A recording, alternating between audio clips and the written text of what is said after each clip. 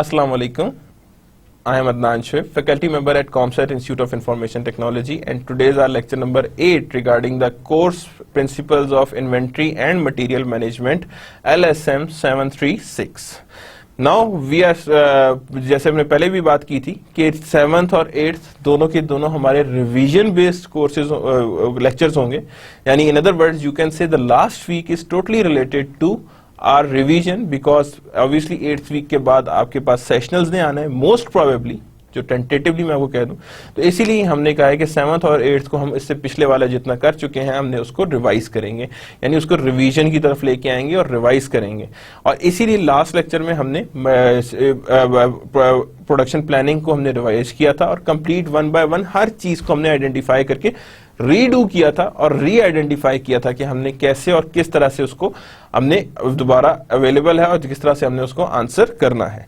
तो lecture number 8 को हम देखेंगे, मास्टर प्रोडक्ट शेड्यूलिंग, रिविजिट कर रहे हैं इसे हम, ताकि आपको अगर किसी को कोई चीज रह गई हो, किसी को कोई प्रॉब्लम हो, तो अब मैं दोबारा बता रहा हूं। ऑब्वियसली आप लोग सामने नहीं है तो मे बी कोई भी प्रॉब्लम हो, मे बी आप लोग होते तो आप लोग पॉइंट आउट करते, लेकिन मैं एक जनरल व्यू में सारा का सारा रिपीट करूंगा ताकि आप लोगों के पास अगर कोई चीज इश्यूज हैं तो वो इजीली आप उसमें आइडेंटिफाई कर सकें और इजीली आपको अगर उसमें से कुछ हो तो पिक कर लें। तो मैं इन्हें डिटेल में जाऊंगा, इफ देयर इज समथिंग तो then we could sort it out.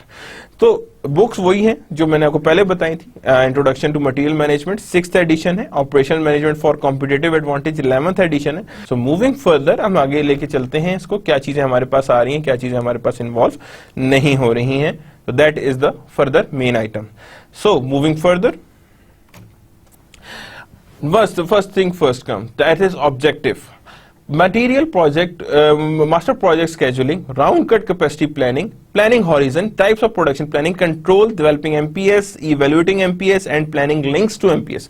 ये सारी की सारी आइटम, ये सारी की सारी चीजें हमने ऑलरेडी डिस्कस की थी, लेकिन अब एक one time in a more we are going to address them. एक दफा और मैं इन्हें एड्रेस करना चाहूंगा, that is master product scheduling, round cut capacity planning, planning horizons, types of production planning and control system and developing MPS evaluation, MPS and planning links to MPS। यानी कि दो सारी चीजें हमने आइडेंटिफाई करनी है 1 by 1।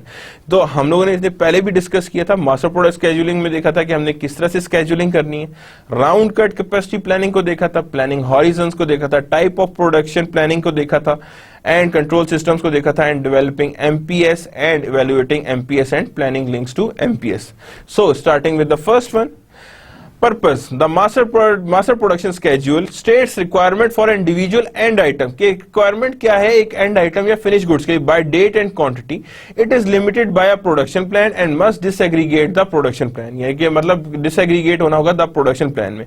Master planning seeks to plan and control the impact of independent demand। यानी master planning seeks to plan and control the impact of independent demand on material and capacity।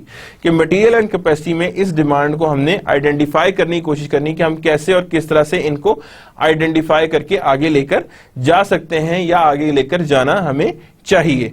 तो that means the master production schedule states a requirement for individual and item and date and quantity, by date and quantity it is limited by production plan and must disaggregate the production plan. Master planning seeks to plan and control the impact of independent demand on material and capacity. कि independent demand और material कितना है, capacity कितनी है, that we are going to address it. Purpose को further आगे identify करते हैं। The master production schedule is a vital link between sales and production. कि किसको बता रहा है, vital link between sales and production. And उसी के आगे हम चलते जा रहे हैं, production it makes possible valid order promises it represents a contract between sales and production. यानी क्या करता है ये master production schedule is a valid link between sales and production. यानी it is possible valid order promises it represents contract between sales and production. के कितनी sales possible है उसी हिसाब से हमने प्रोडक्शन करनी है और उन्हीं प्रोडक्शंस को हमने आगे लेकर चलना है। इनपुट्स क्या है? Inputs to master production schedule includes production plan, यानी इनपुट्स जो आएंगे master production schedule includes production plan आएगा। द फोरकास्ट आएगा इसके अंदर, यानी प्रोडक्शन, यानी ये प्रोडक्शन शेड्यूल की पोर्शंस हैं, इनपुट्स हैं कि प्रोडक्शन प्लान बनना है, फोरकास्ट होना है, ऑर्डर फ्रॉम कस्टमर आना है, additional independent demand and inventory level आना है। Additional independent demand and inventory level भी इसके अंदर एग्जिस्टेंस में आएगा। And capacity constraint is also being part of it, ये कैपेसिटी कंस्ट्रेंट भी इसी के अंदर ही एग्जिस्टेंस में आएगा कि किस तरह से कैपेसिटी की कंस्ट्रेंट्स हमारे सामने आ रही हैं। Objectives of the master production schedule are to maintain the desired level of customer service, make the best use of resources, क्या करना है हमने? Make the best use of resources, keep inventory at desired level. The objective of master production schedule is maintain desired level of customer services, make the best use of resources, क्या करना है? Best use of resources हो, यानी customer, resources and inventory, यानी ये तीन चीजें हैं जो हमारे पास गाइडेंस पे लेके आनी है कि हमने ये चीजों को आइडेंटिफाई करना है। That means that is the desired level और that is the required for the best use of resources. किसके लिए चाहिए हमें? बेस्ट यूज ऑफ रिसोर्सेज के लिए चाहिए, यानी रिसोर्सेज हमारे पास ऐसे ही आइडेंटिफाई होंगे। Preparing an MPS, make a preliminary MPS यानी मास्टर प्रोडक्शन शेड्यूल, यानी टेंटेटिव मास्टर प्रोडक्शन शेड्यूल बनाए। Perform round cut capacity planning, क्या बनाना है हमने? Perform round cut capacity planning. Resolve differences, कि हमने डिफरेंसेस को रिजॉल्व किया है, क्या किया हमने? रिजॉल्व करना है डिफरेंसेस को। प्रीलिमिनरी MPS आ रहा है और perform round cut capacity planning, कि हम लोग राउंड कट कैपेसिटी प्लानिंग इसमें करते जा रहे हैं। रफ कट कैपेसिटी, अब यहाँ पे अच्छा यहाँ पे देखिएगा जी, रफ कट कैपेसिटी प्लानिंग जो है वो हमारे पास नजर आनी चाहिए। If I am mistakenly round cut, that is actually rough cut capacity planning.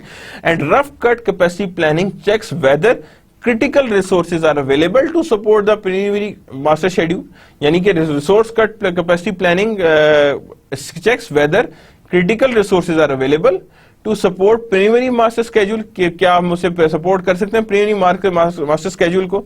A resource bill shows the time required for individual item, time required for the individual items on a critical resources, कि कितना time required है for a individual item on a critical resources. What are some critical resources, कौन कौन सी possible critical resources हैं, यानी कौन कौन सी possible critical resources हमारे सामने एग्जिस्टेंस में आ रही है। तो that means resource bill shows the time required for individual item on a critical resources. What are some possible critical resources? कौन सी possible critical resources हैं? कौन सी हैं critical resources exist हो रही हैं? Resolving difference. The third step in developing MP. अब यहाँ देखिए step wise चल रहे हैं हम. The third step in developing an MPS is to resolve any differences between the priority plan and available capacity. Priority plan भी और available capacity भी है. Available capacity must be equal to or greater than required capacity. The third step in developing an MPS is to resolve any differences between priority plan and available capacity. Available capacity must be equal to or greater than required capacity. यानी available capacity किसकी equal होगा? Must be equal to or greater than required capacity. If required capacity exceeds available capacity, किसको? Required capacity exceeds available capacity, capacity must be increased. क्या होगा? Capacity must be increased और plan must be altered, यानी अगर वो capacity से increase कर जाएगा तो अवेलेबल कैपेसिटी से, तो कैपेसिटी को इंक्रीज करना है या प्लान मस्ट बी अल्टर्ड, यानी इनको आपस में डिफरेंसेस को एडजस्ट करना है। ये डिफरेंसेस छोड़ के नहीं चलना, बल्कि इनको साथ साथ एडजस्टमेंट की तरफ लेकर आना है और एडजस्ट करना है। How can capacity be increased और डिमांड बी इंक्रीज, यानी कैपेसिटी कैसे इंक्रीज की जा सकती है और डिमांड कैसे इंक्रीज की जा सकती है। नॉर्मली जब कैपेसिटी की इंक्रीज की जा सकती है, इंक्रीज करना हो तो न्यू प्लांट्स की तरफ जाएंगे, लेकिन जब डिमांड इंक्रीज करनी हो तो that means you need to have a good marketing campaign and awareness, कि अवेयरनेस लेके आनी है कि हमने कैसे इसको इंप्रूव करना है और कैसे इसको इंक्रीज करना है। The master production schedule must be judged bye 3 criteria, यानी कि आपने जो मास्टर प्रोडक्शन स्केड्यूल है उसको हमने 3 क्राइटेरिया से जज करना है। फर्स्ट है resource use, is MPS with in the capacity restaurant in each period of a plan, यानी कि विद इन या if is MPS with in the capacity restaurant in each period, क्या वो अपनी कैपेसिटी के अंदर ही रन हुआ है। Does it make best use of resources, और क्या उसने बेस्ट यूज ऑफ रिसोर्सेज किए हैं। कस्टमर सर्विसेज की बात करें, will due dates to meet and will delivery performance be acceptable, क्या will dates to be met and will delivery performance be acceptable. Cost, is the plan economical, क्या plan economical है, और will excess cost be incurred for over time, क्या ये plan economical है और will excess cost be incurred for over time. Subcontracting, expediting और exporting, यानी सब कॉन्ट्रैक्टिंग भी कर रहे हैं, एक्सपीडिटिंग भी कर रहे हैं और साथ ही ट्रांसपोर्टेशन भी आप लेकर आ रहे हैं कि यानी इस तरह से हमने उसकी ट्रांसपोर्टेशन करनी है और इस हिसाब से हमने उसे एक्सपीडिट कराना है। MPS is not a sales forecast, ये बहुत बड़ी बात है कि जब आपको ये पता लग जाए कि ये नहीं है, हम लोग कई दफा इसको मिसजज करते हैं कि ये सेम चीज है। नहीं, MPS is not a sales forecast, ये सेल्स फोरकास्ट में इंक्लूड नहीं होती। It is instead a forecast of production, ये फोरकास्ट है किसकी, प्रोडक्शन की है। It may not necessarily by be what we want, कि भाई हमें नहीं पता कि क्या want, it should be what we can do, कि हम क्या कर सकते हैं।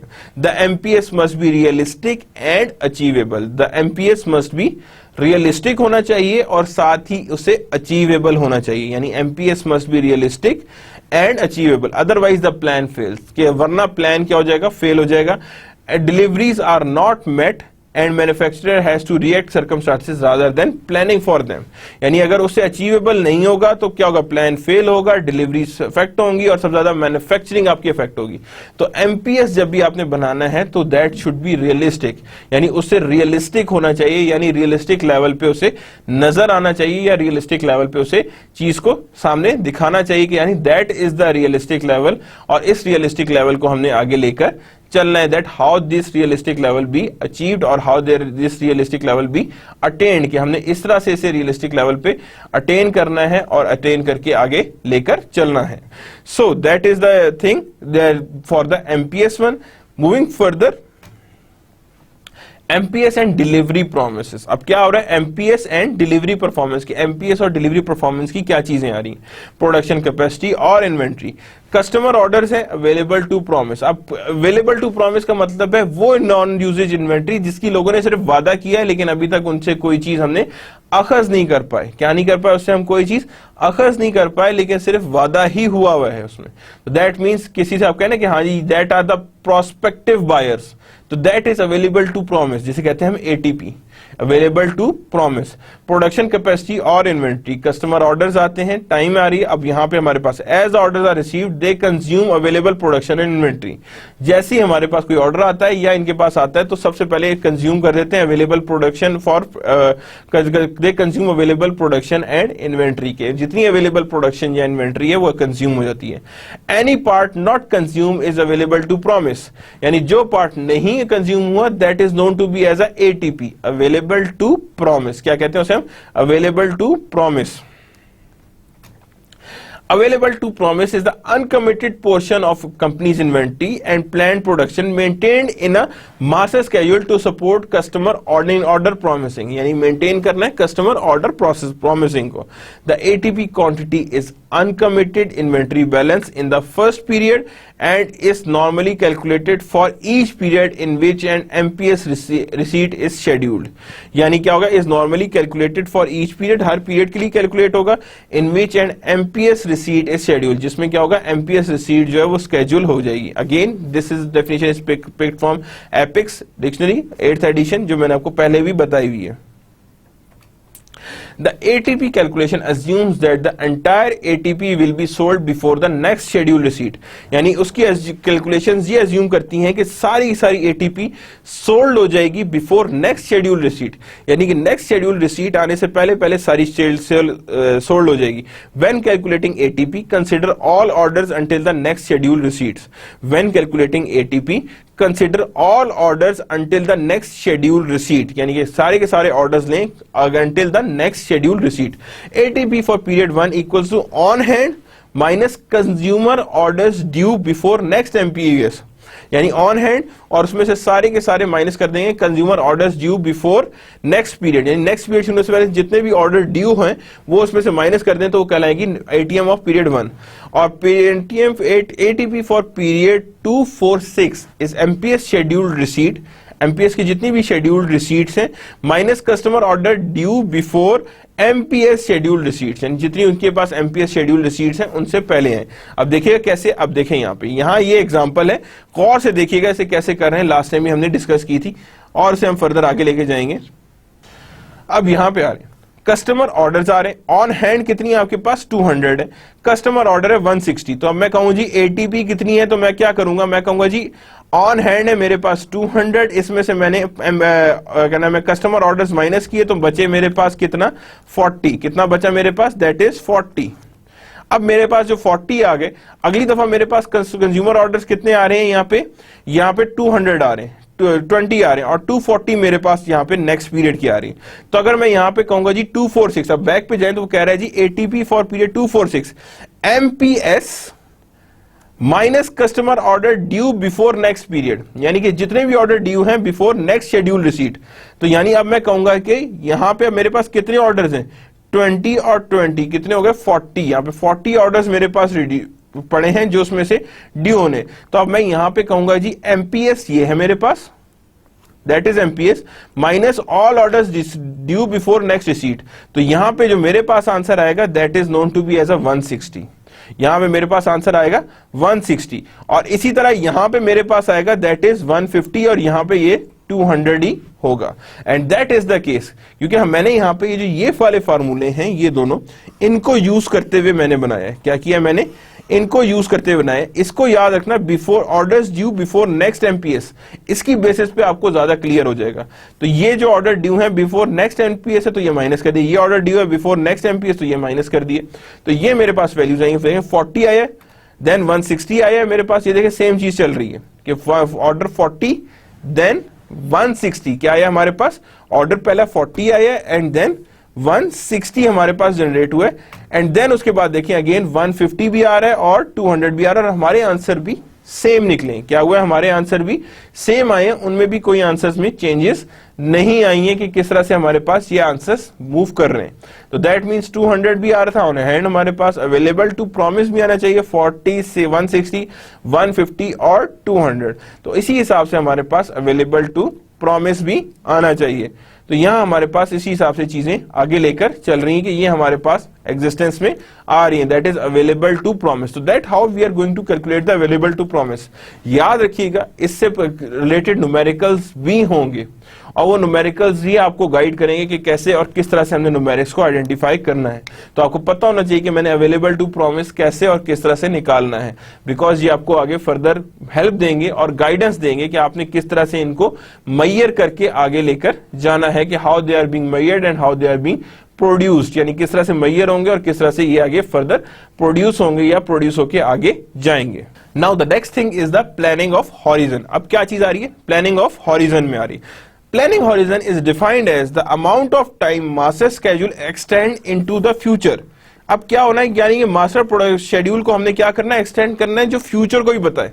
क्या करे वो, फ्यूचर को भी बताए। This is normally set to cover a minimum cumulative lead time plus time for lot sizing. क्या होगा, lead time plus time for lot sizing, low level components and for capacity changes of primary work, low level of components and for capacity changes of primary work centers और a key supplier. यानी क्या है, the amount of time the master schedule extends into the future, master schedule extend कर जाए future तक। This is normally set to cover a minimum of cumulative lead time plus time for lot sizing, low level components and for capacity changes of primary work centers और a key supplier. यानी primary work centres भी आ गए और की suppliers भी उसी में exist कर रहे हैं। तो that is known to be as a planning horizon के, यानी आप फ्यूचर की देख रहे हैं किस लेवल तक उसकी एप्लीकेशंस या इम्प्लीकेशंस एग्जिस्ट कर रही हैं और इस इम्प्लीकेशंस को हम साथ लेकर ही आगे चल रहे हैं। That how these are being done, तो that is known to be as a planning of horizons, कि ये हमारे पास horizons की planning है। नाउ प्लानिंग हॉरिजन, अब देखिए लीड टाइम कितना चाहिए, इधर यहाँ 2 वीक्स चाहिए, लीड टाइम इसका कितना चाहिए, 6 वीक चाहिए, 5 वीक्स चाहिए, 8 वीक्स चाहिए और 16 है। What is the minimum planning horizon in this example? अब मिनिमम प्लानिंग हॉरिजन देखा जाए तो मिनिमम तो क्या होगा यहाँ पे 2 और 5 वीक्स, तो दैट इज 8 वीक्स। अब ये लेकिन अगर यहां से देखें तो जब इसको मैं कंप्लीट करूंगा तो that is my longest horizon, और जो मेरे पास एक्चुअल मुझे गाइडेंस देगा कि मेरे पास किस लेवल पे ये चीजें एग्जिस्ट कर रही हैं, यानी किस लेवल तक ये जाएंगी चीजें और किस लेवल तक मेरे पास ये आइडेंटिफाई होकर आगे जाती जाएंगी। टाइम फेंसेस एंड जोन, अब यहां पे देखिए फ्रोजन, स्लशी, लिक्विड, ये मैंने उस टाइम भी देखा था और अभी दोबारा देख रहे हैं हम कि फ्रोजन क्या हो गया, actual orders, emergency changes only. अब यहाँ क्या है, due date, demand time fence. अब यहाँ पे क्या है जी, यहाँ पे डिमांड टाइम फेंस आ रही, slushy, actual and forecast, trade off आ गया यहाँ पे, एंड फोरकास्ट ओनली चेंजेस, यहाँ पे फोरकास्ट की क्या आ रही है, ओनली चेंजेस है। टाइम फेंसेस एंड जोन, क्या हमें पता हो कि दो तरह के होते हैं, frozen, slushy and liquid.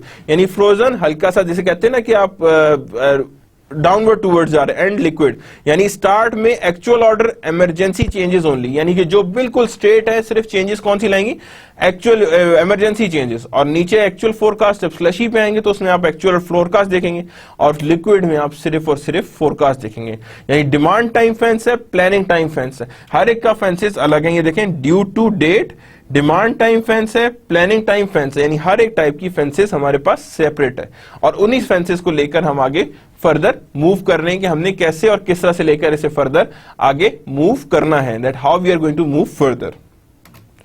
Master product scheduling, अब स्केड्यूलिंग देखते हैं कि पैसे मास्टर प्रोडक्ट स्केड्यूलिंग हमने कैसे और किन बेसिस पे करनी है।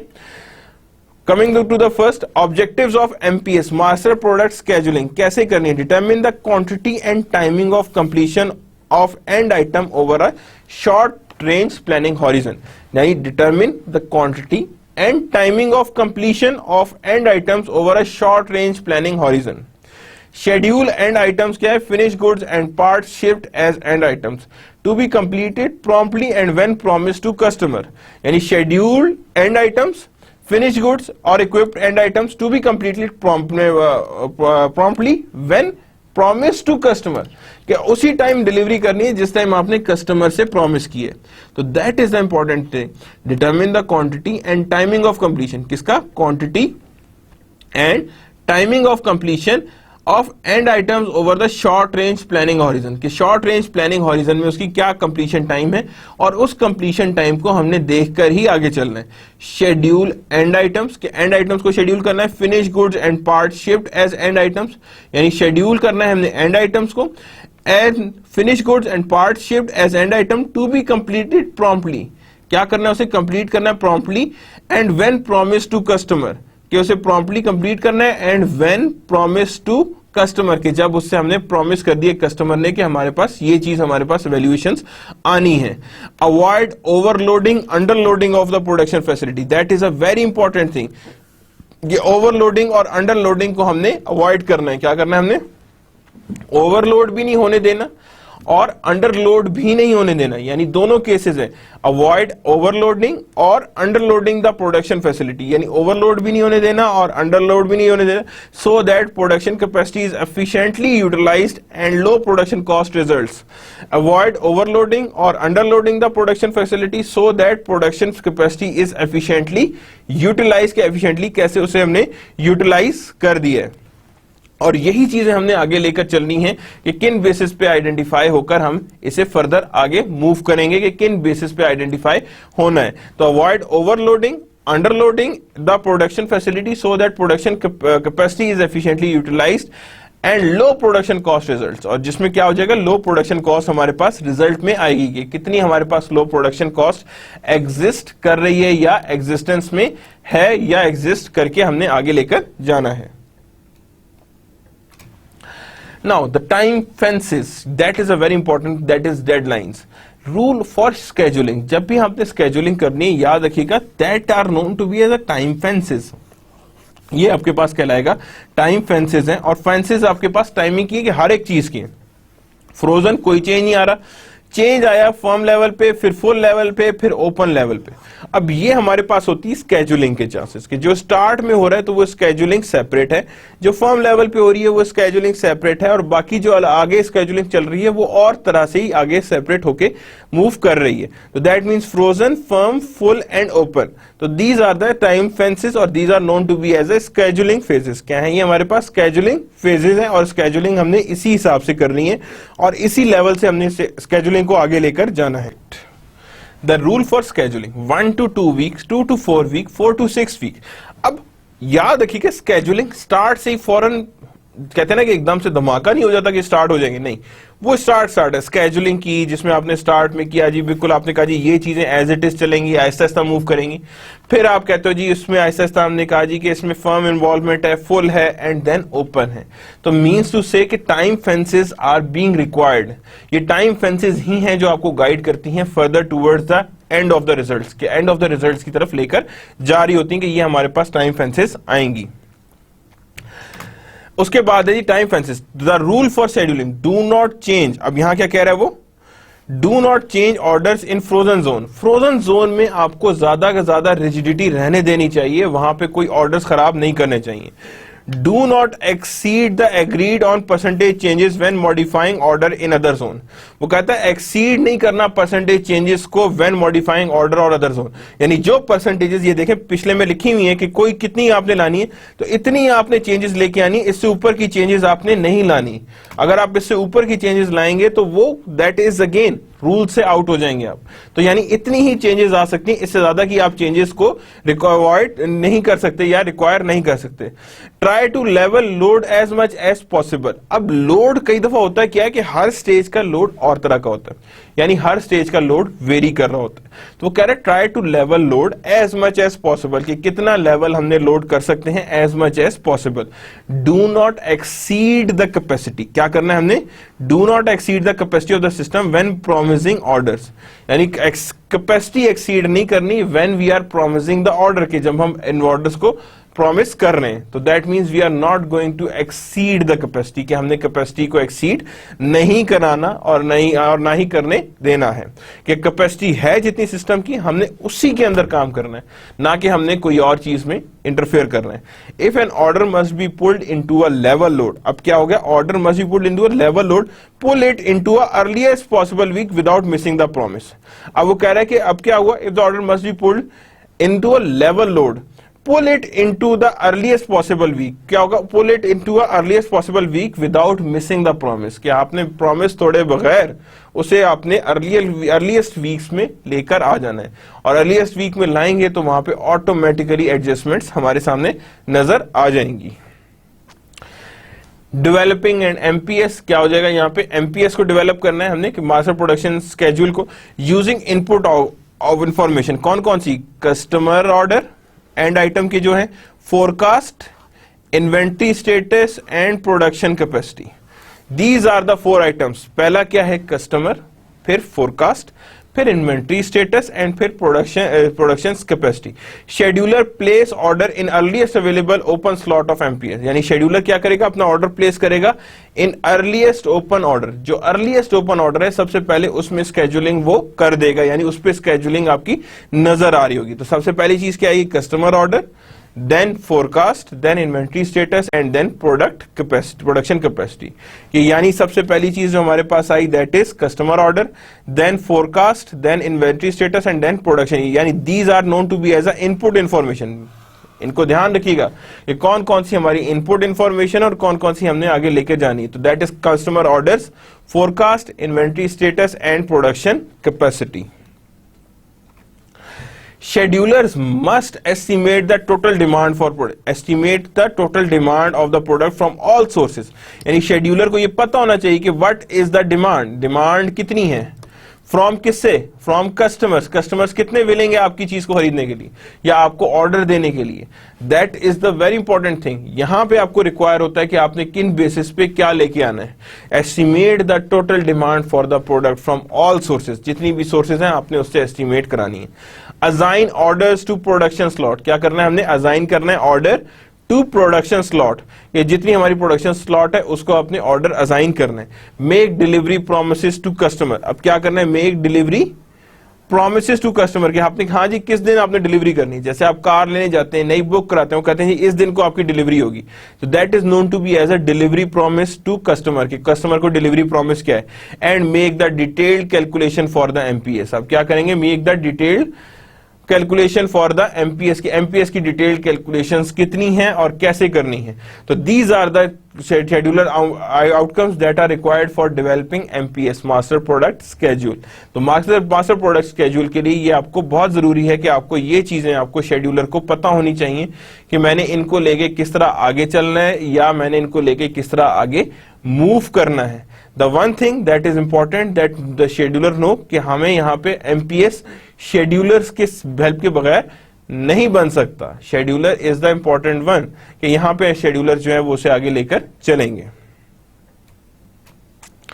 अब यहाँ एक एग्जांपल है, एग्जांपल किसकी है, प्रोडक्ट एरिजोना। अब यहाँ पे देखिए मैं एग्जांपल्स को जज करूंगा। अब देखिएगा, Arizona instrument produces barcode scanner for consumer and other manufacturing on products produced to stock basis. The production planner is developing MPS for scanner of next 6 weeks. अब scanners हैं, अब मिनिमम लॉट साइज कितना है, 1500 होनी चाहिए scanner, and the safety stock 400 maintain होगा। There is a currently 1120 scanner in inventory. The estimate of demand for scanner is next 6 months as shown in next slide. अभी next slide में देखते हैं हमारे पास क्या क्या चीजें इन्वॉल्व हैं और किन चीजों की बेस पे ये चीजें हमारे पास आ रही हैं या हमारे पास अवेलेबल हैं। तो फर्स्ट स्टार्टिंग विद, अब यहाँ पे देखें कस्टमर के ऑर्डर्स यहाँ दिए हुए क्या है, 500, 1000, 500, 200, 7000, 1000, ये हमारे पास आ रही। ब्रांच वेयर हाउस, अब ब्रांच वेयर हाउस में कितना है जी, यहाँ पे अब हमारे पास मार्केट रिसर्च में दैट इज 200। अब ये हमारे कस्टमर के रिकॉर्ड है, ब्रांच वेयर हाउसेस को 300 चाहिए, 400 चाहिए, 500 चाहिए, 300, 200। मार्केट रिसर्च वालों को सिर्फ 50 चाहिए। अब ये हमारे पास डिमांड एस्टिमेट्स हैं, इन लोगों को हमारे स्कैनर्स रिक्वायर्ड हैं। क्या चीज है ये हमारे स्कैनर्स रिक्वायर्ड है कि कस्टमर्स जो नॉर्मल खरीदने आते हैं, ब्रांच वेयर हाउसेस को रिक्वायर्ड है कि जो वेयर हाउसेस हैं उन्हें प्रिंटर्स रिक्वायर्ड है, मार्केट रिसर्च वालों को कुछ रिक्वायर्ड है और प्रोडक्शन रिसर्च वालों को भी कुछ रिक्वायर्ड है। तो टोटल अगर मैं करूं तो मेरे पास आ रहे जी वीक 1 में रिकॉर्ड जो मुझे चाहिए वो 710 है, यहां चाहिए 1350, यहां चाहिए मुझे 900, यहां चाहिए मुझे 700, यहां चाहिए मुझे पूरे 1000 और यहां चाहिए मुझे 1200। यानी टोटल मैंने सबको कर लिए कि मेरे पास इतने हमारे पास एग्जिस्ट करने चाहिए। यहाँ 1350 था, यहाँ पे हमारे पास इतने रिक्वायर्ड हैं और इसी रिक्वायरमेंट को हम लेकर आगे चल रहे हैं। अब यहां देखें ये रिक्वायरमेंट थी, हमने इन्हीं को देखे, मैंने अभी ऐड किया था, क्या आया था 710 आया था, 1350, 900, 700। अब यहां मैंने 10 नहीं लिखा था लेकिन यहाँ पे क्या आ गया, 1000 नहीं बल्कि 1010 है और यहाँ पे मेरे पास 1200। बिगनिंग इन्वेंट्री कहां से स्टार्ट हो रही थी, अभी बताई हुई थी पिछली स्लाइड में, देखें ये बिगनिंग इन्वेंट्री हमारे पास, this is the beginning inventory. क्या है ये, 1120, कितनी है हमारे पास, 1120 है और ये हमारे पास क्या आ रही है, that is of beginning inventory. अब यहां पे हमारे पास आ रही है दैट इज बिगनिंग इन्वेंट्री 412। अब 412 से ये इजीली कवर अप हो रहा है, तो हमने कहा जी इसमें से माइनस करो और 4110 हमारे पास यहां पड़ा हुआ है। लेकिन अब 4110 यहाँ की एंडिंग इन्वेंट्री नेक्स्ट टाइम की बिगनिंग इन्वेंट्री बन जाएगी ना, लेकिन ये बिगनिंग इन्वेंट्री इतनी ज्यादा नहीं है कि ये 1350 को फुल अप कर सके। तो हम क्या करेंगे, फिर हम यहाँ पे रिक्वायर्ड प्रोडक्शन स्टार्ट करेंगे। यहाँ क्या करेंगे, हम रिक्वायर्ड प्रोडक्शन स्टार्ट करेंगे कि इस दफा हमें प्रोडक्शन रिक्वायर्ड है। अब हमारे पास कितने हो गए, 1500 प्लस 4110, तो ये हमारे पास हो गए दैट इज 1910। और इसमें से हमने कहा जी कि इतनी हमारे पास डिमांड है, तो 1350 की हमने डिमांड को इसमें से माइनस किया, तो आंसर आया मेरे पास 560। और मैंने कहा जी ये मेरे पास क्या है, एंडिंग इन्वेंट्री है। क्या चीज है ये, मेरे पास एंडिंग इन्वेंट्री है, यानी एंडिंग इन्वेंट्री मेरे पास इतनी एग्जिस्ट कर रही है। इस एंडिंग इन्वेंट्री को नेक्स्ट टाइम का बिगिनिंग बनाएंगे। अगेन ये वाली चीज थोड़ी है एज कंपेयर टू 900, तो अगेन प्रोडक्शन करनी पड़ेगी कितने की, 1500 की। तो 1500 जमा 560 कितना हो गया, 1500 जमा 560। तो ये टोटल मेरे पास स्कैनर पड़े हुए कितने हैं, ये 500, दैट इज 2060। अब इसमें से मैंने क्या किया, 900 की डिमांड पूरी करूंगा, तो 900 इसमें से निकाल दूं तो मेरे पास एंड में बचेंगे 1160। कितने बच रहे हैं मेरे पास एंड में? 1160। तो ये मेरे पास एंडिंग इन्वेंट्री। ये अब एंडिंग इन्वेंट्री इसकी नेक्स्ट टाइम की बिगिनिंग इन्वेंट्री। अब गौर से देखें तो बिगिनिंग इन्वेंट्री से इजीली ये कवर हो रहा है, तो हम प्रोडक्शन नहीं करेंगे, वी डोंट रिक्वायर इट। और यहां पे साथ साथ हमारा सेफ्टी स्टॉक भी इक्वल मैनेज हो रहा है, तो हमारे पास सेफ्टी स्टॉक भी वहीं पे पड़ा रहेगा। अब ये safety stock as it is वहां चला गया, लेकिन इससे हमारे पास 1010 की वैल्यू पूरी नहीं होगी, तो then we again start the production. Production start की तो यहां पे कितना आ गया, 1500 जमा 460, तो ये हमारे पास आ गया 1960। 1960 में से 1010 निकाल दिया हमने, तो हमारे पास बचा 950। कितना बचा हमारे पास? 950। अब 950 एंडिंग है, तो नेक्स्ट टाइम की क्या बन जाएगी? बिगनिंग। अब बिगनिंग बनी है यहाँ पे, तो 1200 में से 950 पूरा नहीं कर सकता, तो we start with the new production. अब हमारे पास आ गया 1500 प्लस 950, ये हमारे पास आ गया टोटल। अब यहां पे आ रहा है 500 इंटू 950, तो ये मेरे पास आ गया दैट इज 2450। इसमें से मैंने 1200 की जब पेमेंट कर दी, जब डिमांड पूरी कर दी, तो पीछे मेरे पास बचा 1250, जो मेरे पास एंडिंग इन्वेंट्री ये पड़ी हुई है, दैट इज एंडिंग इन्वेंट्री। सो अब मेरे पास यहाँ पे कंप्लीट शेड्यूल पड़ा हुआ है कि मैंने कब कब मुझे प्रोडक्शन रिक्वायर्ड है। वीक 2 में रिक्वायर्ड है, वीक 3 में रिक्वायर्ड है, वीक 5 में रिक्वायर्ड है, वीक 6 में रिक्वायर्ड है। इसके अलावा मुझे प्रोडक्शन रिक्वायर्ड नहीं है।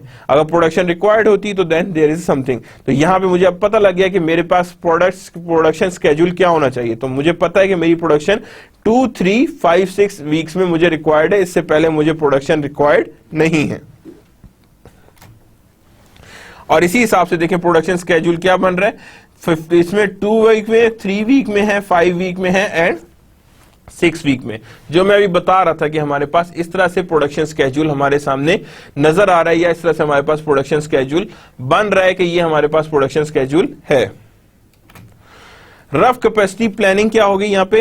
Rough cut capacity as orders are slotted in MPS the effect on the production work centers are checked. अब क्या हुआ? As orders are slotted in MPS, यानी ऑर्डर्स कैसे स्लॉट हो रहे हैं? MPS. The effects on production work centers are checked.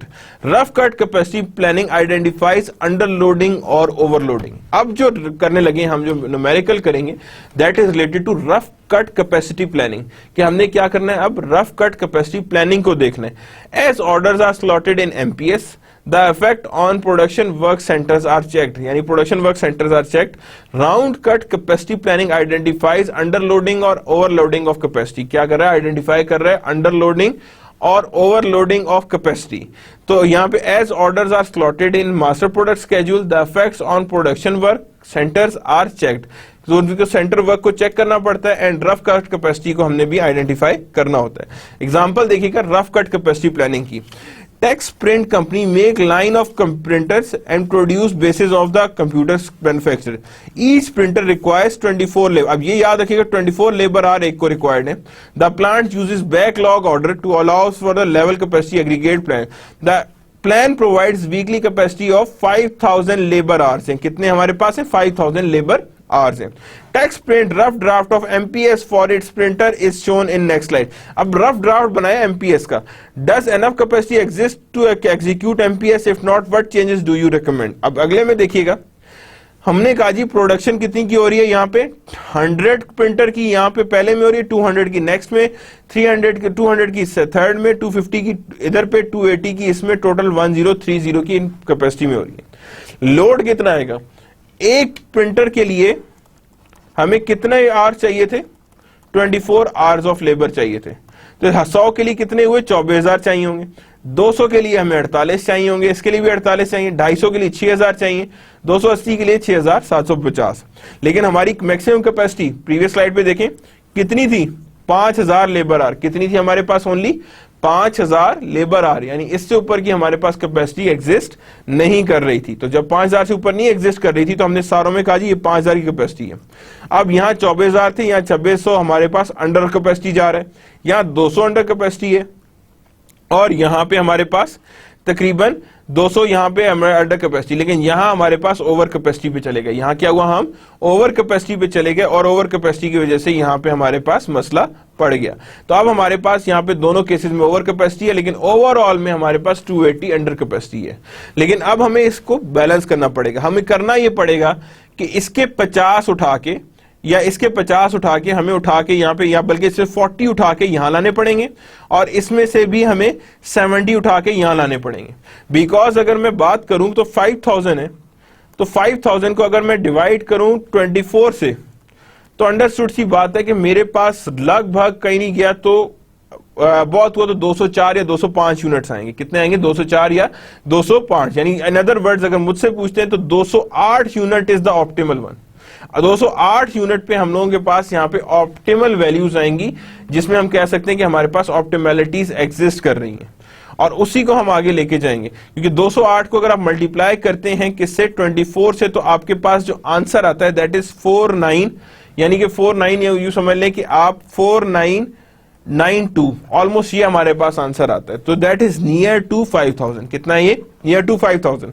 तो optimal level की क्या है कि यहाँ पे आप 208 यूज करें, यानी 108 इस पे ले आए, और इसमें भी 8 इंक्रीज कर सकते हैं, और इसमें भी आप 8 इंक्रीज कर सकते हैं। यानी आप इजीली इनमें 8 इंक्रीज कर सकते हैं। तो अगर मैं कहूं कि यहाँ पे कितना एक्सेस में गया है, तो यहाँ पे कहूंगा कि 250 था, 250 माइनस 208, तो ये कितना एक्सेस गया है, यहाँ पे गया है जी 42 के एक्सेस में गया है, यही बात है। और यहाँ पे हम कहेंगे 280 था, उसमें से 208 माइनस किया, तो हम लोग कहेंगे जी यहाँ पे 2, और यहाँ पे हमारे पास बच गया जी 72। तो यानी हमारे पास 72 प्लस 42, यानी हमें एग्जैक्टली इन दोनों को यहाँ पे डिस्ट्रीब्यूट करना है। तो यहाँ पे कितना बनेगा, ये 4 बन गया, और यहाँ पे कितना बन रहा है, ये 7 और 4 11, 114 को डिस्ट्रीब्यूट करना है। ये भी 208 पे टिक कर दिया, ये भी 208। अब यहाँ पे 114 है, तो यहाँ पे अब मैं 114 है, तो इसका मतलब है 114 को मैंने इनमें डिस्ट्रीब्यूट करना है, और ऐसे डिस्ट्रीब्यूट करना है कि मेरे पास ये ओवर ना जाए।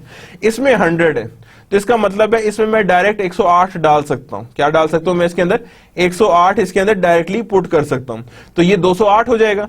तो अगर मैं 108 वीक 1 में लगा रहा हूं, तो यहां पे मेरे पास आ जाएगा 108 मैंने इसमें लगा दिए, तो मेरे पास बच गया यहाँ पे दैट इज अगेंस्ट 6 बच गया मेरे पास। तो मैं यहाँ पे अगर डालता हूं 108 यहाँ पे डाल दूं, और बाकी जो बचे 6 उनमें से बेशक यहाँ पे 3 डाल दूं और यहाँ पे भी 3 डाल दूं, तो मैं कभी भी ओवर कैपेसिटी नहीं जाऊंगा। और ये आपको स्टे करा दूं 208 पे, यानी 208 पे ये लगा दूं मैं। तो इन अदर वर्ड्स अगर मैं कहूं कि ये मेरे पास वीक 1 में 208 हो, इधर पे मेरे पास 203 हो, इधर पे मेरे पास 203 हो, इधर पे भी 208 हो, इधर पे भी 208 हो, तो then there would be no case. यानी इन अदर वर्ड्स मैं कहूं कि 208 पे अगर मैं लिंक अप कर दूं, तो मेरे पास इजीली आइडेंटिफाइड हो जाएंगे कि मैंने किन चीजों को किन बेसिस पे वैल्यू करना है और वैल्यू करके आगे लेकर आना है। तो that's how I am balancing the overall under capacity और ओवर कैपेसिटी। और वही अगली चीज में कह रहे rough capacity, the plant underloaded in first 3 weeks and it overloaded in last 2 weeks. Some of the production schedule of 4 and 5 would be move to week 1। हमने यही किया है कि दो सारा का सारा मैक्सिमम जो है वीक 1 और वीक 2 पे ले आए हैं, और उससे हमने सारा डिस्ट्रीब्यूशंस आगे ले आए हैं, जिससे हमारे पास वैल्यूज बच गई हैं या वैल्यूज हमारे पास बच के आगे चली गई हैं।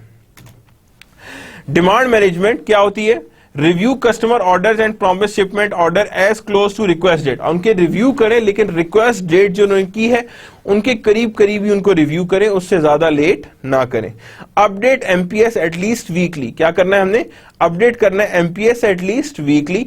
Work with marketing team to understand the shift in demand pattern, कि मार्केटिंग टीम के साथ लिंकअप होके करें ताकि आपको शिफ्ट इन डिमांड पैटर्न समझ आएगा कितना शिफ्ट आ रहा है डिमांड पैटर्न में। Produce to order, focus on incoming customer orders, यानी प्रोड्यूस टू ऑर्डर करें and focus on incoming orders, कि इनकमिंग ऑर्डर्स हमारे पास कितने आ रहे हैं। Produce to stock, focus on maintaining finish goods, के फोकस हमारा क्या हो, maintaining finish goods. Planning horizon must be as long as the long lead time items, यानी लॉन्ग लीड टाइम आइटम्स जितने भी हैं उसके हिसाब से आपने उसे प्लानिंग की तरफ लेकर जाना है। Types of production planning and control systems की कितने टाइप्स के production planning and control systems exist करते हैं और किन बेसिस पे हम production planning and control systems को लेकर आगे आते हैं। Types of production planning and control system, pond draining system है, पहली चीज क्या आ रही है हमारे पास, पॉन्ड ड्रेनिंग सिस्टम्स आ रहे हैं, पुश सिस्टम्स आ रहे हैं, पुल सिस्टम आ रहे हैं, और फोकस ऑन बॉटल नेक्स आ रहा है। किस पे आ रहा है, फोकस ऑन बॉटल नेक्स पे आ रहा है, यानी पॉन्ड ड्रेनिंग सिस्टम आ रहा है, push system, pull system and focus on bottleneck. One by one देखते हैं, लास्ट टाइम भी देखा था। एम्फेसिस ऑन होल्डिंग इन्वेंट्रीज, यानी एम्फेसिस क्या होता है, होल्डिंग इन्वेंट्रीज, और जैसा बॉटल नेक नहीं होता कि आप कहें जी एक सिंक है भरा हुआ है सब कुछ और उसमें से फिर आप नीचे से होल आप निकाल दें, तो दैट मीन्स कि आप यहां पे कह सकते हैं कि emphasis on holding inventories and reservoirs, और फिर प्रोडक्शन करने के चांसेस ज्यादा है। Little information passes through the system, system से इंफॉर्मेशन लिटिल जाती है। As the level of inventory is drawn down, level of inventory क्या होगा, ड्रॉन डाउन होगा। Emphasis are placed with supplying operations to replenish inventory, अब क्या करना पड़ता है यहाँ पे, रिप्लेनिश ऑफ द इन्वेंट्री, यानी इन्वेंट्री को हमने क्या करना है, रिप्लेनिश करना है। May lead to excessive inventories and is rather inflexible in its ability to respond to customer lead, यानी may lead to excessive inventory, ये किस तरफ चला जाता है, एक्सेसिव इन्वेंट्री मैनेज हो रही होती है, and is rather inflexible in its ability to respond to customer lead, और ये रादर इनफ्लेक्सिबल होता है in its ability to respond to customer need, जिसमें हम कहते हैं कि रिस्पॉन्स टू कस्टमर नीड जो है इसका लो होता है और एक्सेसिव इन्वेंट्री इसके ऊपर चल रहा होता है। Push system use information about customers, suppliers and production to manage material flow, use information about customers, suppliers and production to manage material flow, क्या मैनेज करना है हमने, मटेरियल फ्लो को भी साथ साथ मैनेज करना है। Flow of material are planned and controlled by series of production schedule, यानी flow of material किससे मैनेज होना है, by series of production schedule that states when batches of each particular item should come out of each stage of production, can result in greater reduction of raw material, क्या होता है, that can result in greater production of great reduction of raw material inventories and greater worker and process utilization in pond draining system, यानी this is better than the pond draining system, यानी pond draining system से इसके results काफी बेहतर आते हैं। Look only at next stage of, अब यहाँ pull system क्या कहता है, look only at next stage of production, determine what is needed there and produce only that, what is needed there and produce only that. Raw materials and parts are pulled from back of the system, raw materials and parts are pulled back from the system towards the front where they become a finished goods, यानी जब ये finished goods बन सकते हैं तो तब हम इसकी तरफ लेकर आ रहे हैं। Raw material and in process inventory approach to zero, raw material and in process inventories approach to zero, कि वो in process inventories जो है वो approach करती हैं किस तरफ, zero की तरफ। Successful implementation requires much preparation, जो सक्सेसफुल इंप्लीमेंटेशन होती है दैट रिक्वायर्स मच प्रेपरेशंस, कि वो ज्यादा प्रेपरेशंस रिक्वायर कर रही होती हैं और उसी के हिसाब से हम उसे देखकर आगे चल रहे होते हैं। Focusing on bottleneck, push bottleneck operations impedes production because they have less capacity than upstream or downstream stage, work arrives faster than it can be completed। अब यह क्या, impedes production because they have less capacity than upstream, downstream and work arrives faster than it completed। Binding capacity constraints that control the capacity of the system, binding capacity constraint that controls capacity of the system, किसको manage कर रहे हैं, capacity of the system। Optimized production technology, क्या होता है optimized production technology, synchronous manufacturing, किसके अंदर आता है ये, synchronous मैन्युफैक्चरिंग, के मैन्युफैक्चरिंग हमारी किस तरह सिंक में हो सकती है। अब पहले देखते हैं कि हम सिंक्रोनस मैन्युफैक्चरिंग का मतलब क्या है। Operating performance measured by throughput, inventory and operating expenses. Operating performance कैसे मेजर होती है, थ्रूपुट यानी कैश कब कन्वर्ट हुआ सेल से, इन्वेंट्री एंड ऑपरेटिंग एक्सपेंसेस यानी कितनी इन्वेंट्री है और कितनी हमारे पास ऑपरेटिंग एक्सपेंसेस हैं। तो थ्रूपुट आ गया, इन्वेंट्री आ गया and another thing is operating expenses, के ऑपरेटिंग एक्सपेंसेस हमारे कैसे और कितने हैं। तो that means synchronous manufacturing operation performance measured by throughput, inventory and operating expenses, के थ्रूपुट और inventory operating expenses are being normal, कि operation performance measured by throughput, inventory and operating expenses are being in that places। तो these are the items that requires, that is synchronous manufacturing, कि आपने एक चीज को sink में रखना है, थ्रूपुट कैश से, फिर इन्वेंट्री से, और फिर हमने ऑपरेटिंग एक्सपेंसेस से। Systems of control based on drum, अब क्या है, bottleneck established beat और pace for other operations, यानी system of control है based on drum, buffers inventory kept before bottleneck so it never idle, rope information sent upstream of the bottleneck to prevent inventory built up and synchronize activity, यानी inventory built up भी हो रही है और synchronize कर रहे हैं हम एक्टिविटीज को भी, क्या कर रहे हैं हम, एक्टिविटीज को भी सिंक्रोनाइज करके आगे चल रहे हैं। तो यानी ड्रम भी आ रहा है, बफर्स भी हैं, रोप भी हैं, यानी these are the system of controls कि इन्वेंट्री कब करें ताकि आइडल ना हो, बॉटलनेक स्टैब्लिश ना करें ताकि बीट करे पेस को, और invent upstream before and prevent inventory built up to synchronize activities. Wrap up, world class practices. Push system dominates and can be applied to almost any type. Push system सब में लग सकता है। Pull system is made for repetitive manufacturing. किसके लिए बना है वो? Repetitive manufacturing के लिए। Few companies focus on bottleneck. बहुत कम कंपनीज हैं जो bottleneck को प्रेफरेंस देती हैं। किसको देती हैं वो? bottleneck को प्रेफरेंस दे रही होती हैं। तो that means push system सबके लिए है, pull system जो है वो repetitive manufacturing के लिए है। And few system focusing on the bottlenecks to plan for the control of production, कि प्रोडक्शन को उसमें हमने कंट्रोल करना है और उसमें आइडेंटिफाई करके आगे चलना है। Role of MPS, aggregate plan. पहली चीज क्या चीज आ रही है हमारे पास? Aggregate plan. Specify the resources available, regular workforce, over time, सबको इन्वेंट्री अवेलेबल। तो that is master production schedule, यानी जिसमें हम एग्रीगेट प्लान बना रहे हैं। Master production schedule specify the number and when to produce each end item, the anticipated build schedule. Disaggregate the aggregate plan, क्या करता है? डिसएग्रीगेट कर देता है एग्रीगेट प्लान, क्योंकि एग्रीगेट प्लान जो है उसमें डिसएग्रीगेशंस नजर आ रही होती हैं कि हमारे पास इतनी डिसएग्रीगेशंस एग्जिस्ट करेंगी, यानी इतनी डिसएग्रीगेशंस हमारे पास नजर आनी है। Now the next thing, business plan hierarchy. किस तरह से बिजनेस प्लान हायरार्की आ रही है? अब गौर से देखें तो यहां पे स्ट्रेटेजिक बिजनेस प्लान है जो किस पे बेस कर रहा होता है? मार्केटिंग प्लान देता है, प्रोडक्शन प्लान, फाइनेंशियल प्लान, इन सारों को मिलकर क्या बन रहा होता है? Strategic plan. ये देखें, और इसमें सारी चीजें, ये चीजें इन्वॉल्व होती हैं जब हम प्रोडक्शन प्लान करें, फाइनेंशियल प्लान करें, या मार्केटिंग प्लान करें, या इंजीनियरिंग प्लान करें।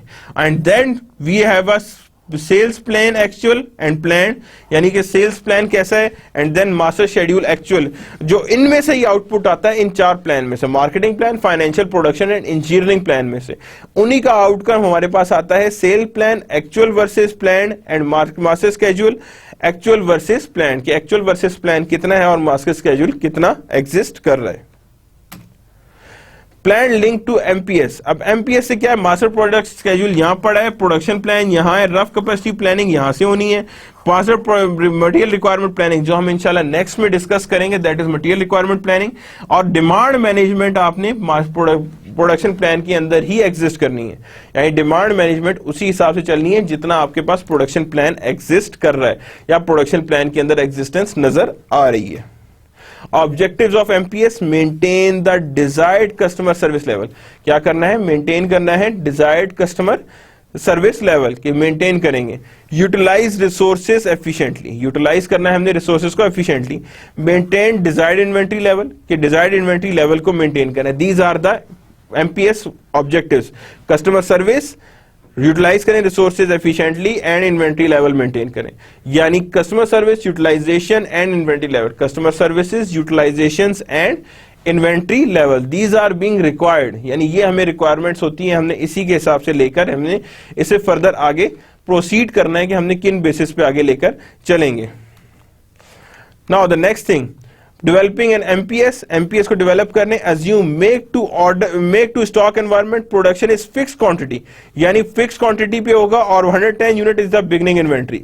अब projected available is always be developed on the basis of that thing, कि जब भी है BI plus MPS minus forecast, BI plus MPS minus forecast, यानी इन सब चीजों को हम जब मिलाएंगे तो तब हमारे पास आएगा कि ये हमारे पास एग्जिस्टेंस में चीजें आ रही हैं। तो ये हम लोग कहा जी मेक टू ऑर्डर में आ रहे हैं। अब यहां देखें स्टार्टिंग कितना आ रहा है? 110 है।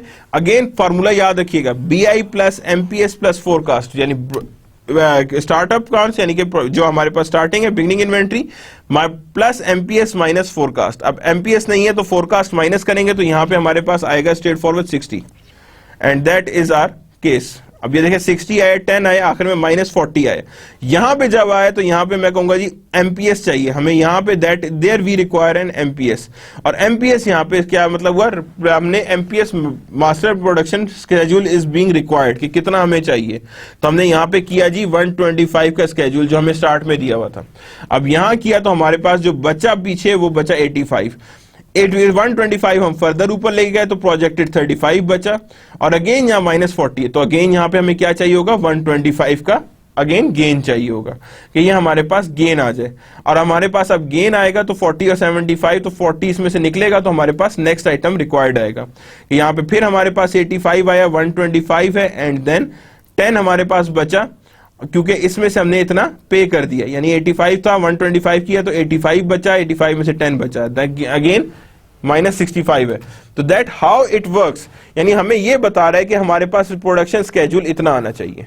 यहां 10 बचा था, 10 से 50 पूरा नहीं होता था, 125 आया, 125 प्लस 10 135, 135 में से 50 गया तो पीछे कितना बचा 85, 85 में से 50 दिया 35 बचा, 35 में से 75 पूरा नहीं होता, अब 125 और आए तो ये हो गए जी 155, 155 में से 75 गए तो 85 बचा, हमारे पास कितना बचा 85 बचा, 85 में से फिर हमने 75 दिए तो पीछे बचा 10, अगेन हमें ये रिक्वायर्ड है 135 हुआ जिसमें 75 गया 60 बचा, 60 में से ये पूरा नहीं हो सकता था तो इसीलिए हमने फिर प्लेनिश किया और यहाँ पे 110 हमारे और ये हमारे पास टोटल आया 185 जिसमें से हमने 75 पे किया तो 110 बचा और इसमें से 50 पे किया तो हमारे पास 60 बचा। So that it goes in this वे, यानी इस वे पे ये आगे जाता जा रहा है। Customer service issue. Does available to performance inventory satisfies customer order? That is a very important question. कि क्या वो satisfy कर ले customer order को? Yes, तो then it is very good thing.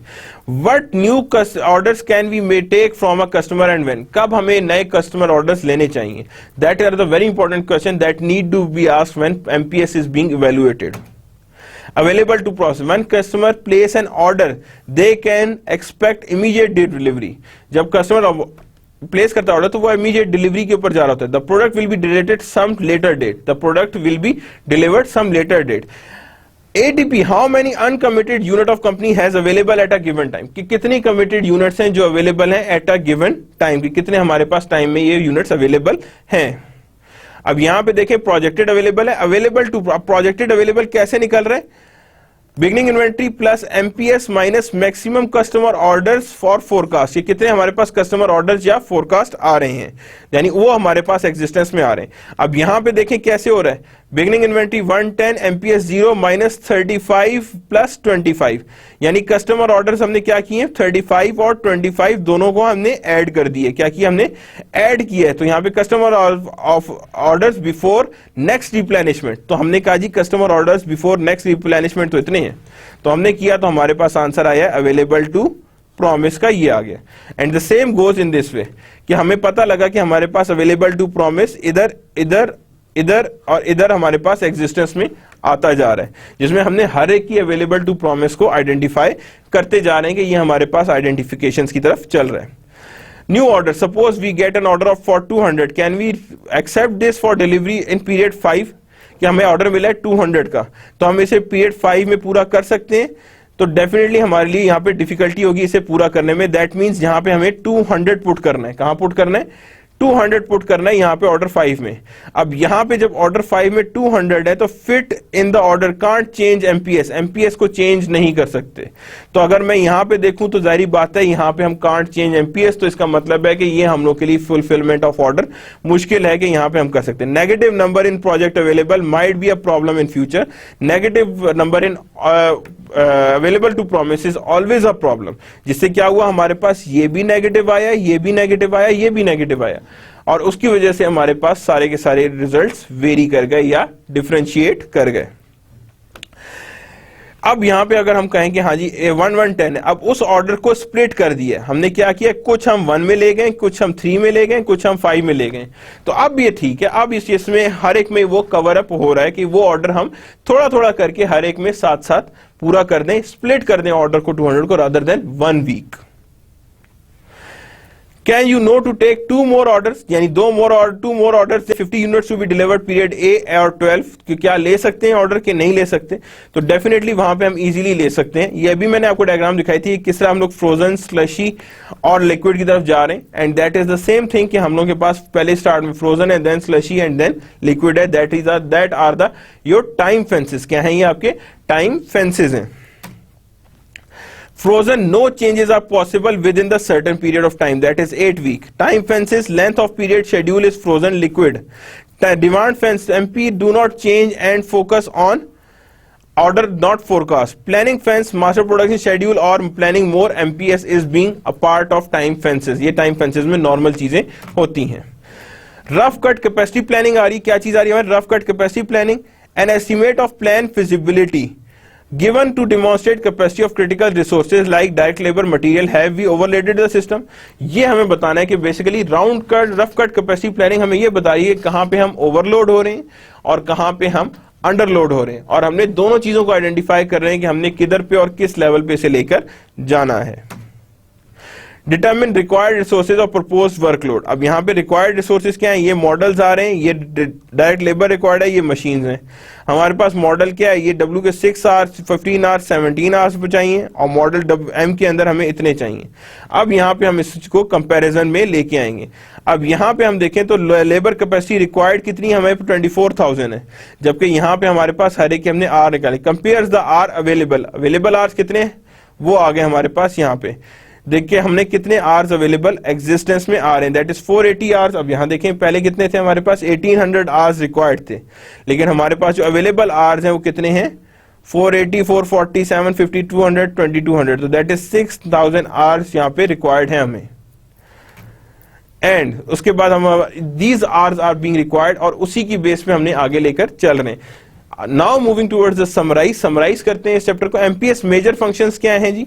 To link between production planning, what is manufacturing, यानी क्या manufacturing, what manufacturing builds, to plan capacity requirement, capacity requirements को प्लान कर रहे हैं। To plan material requirement, the MPS derive the material requirement plan. To keep priority valid, the MPS is the priority plan for manufacturing. The MPS क्या है? Priority plan है for manufacturing, कि manufacturing में priority plan इस हिसाब से ही आता है। MPS links between the sales and production to aid in market order practice. The main MPS plan is to what to be produced. As such, it tells the sales of a machines, or it can be available to be a contract between a marketing. It is a good agreed upon. That is the summary behind what is being done and what is not being done.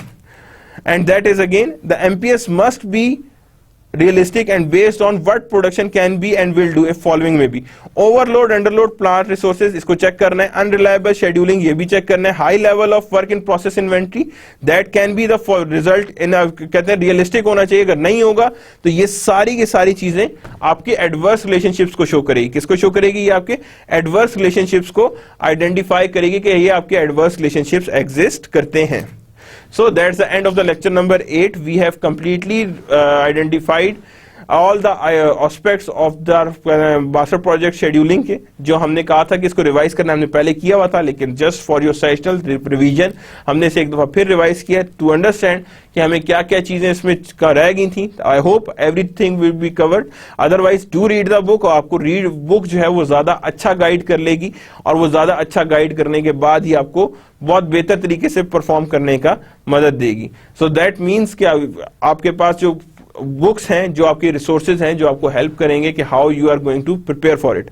I wish you people will prepare good for the your sessional, and that's the end of the today's lecture number 8। अल्लाह हाफिज।